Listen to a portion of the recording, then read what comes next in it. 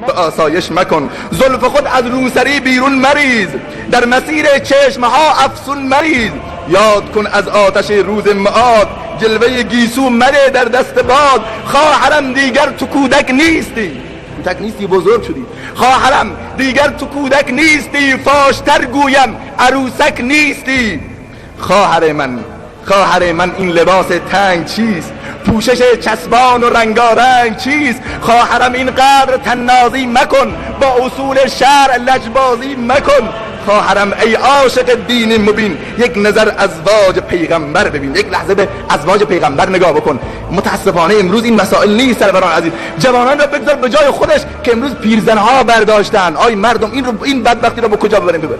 قدیم شنیدیم اون عشق پیری گر بجنبد سر به شیدایی زند، ولی امروز دیدیم پیرزنی که بالاخره آفتاب عمرش بر لب بام رسیده و برف پیری سراسر وجودش را فرا گرفته، میاد آرایش میکنه خودش را.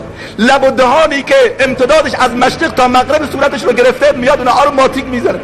چشمان از حلق بیرون آمدهش تا مداد چشم میکنه، پشت چشمانشون مثل چشمان بلا نسبت قورباغه سرد میکنه.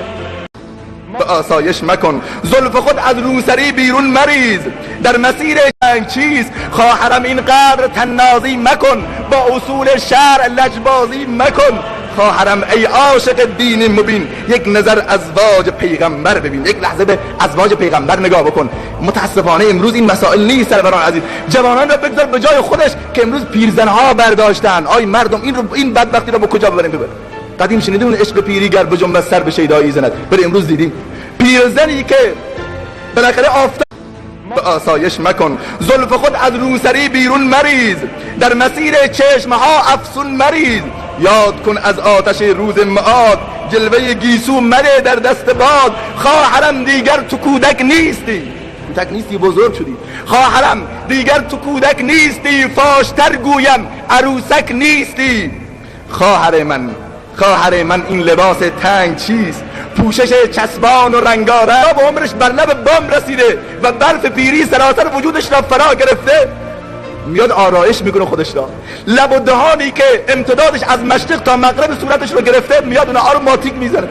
چشمان از حلق بیرون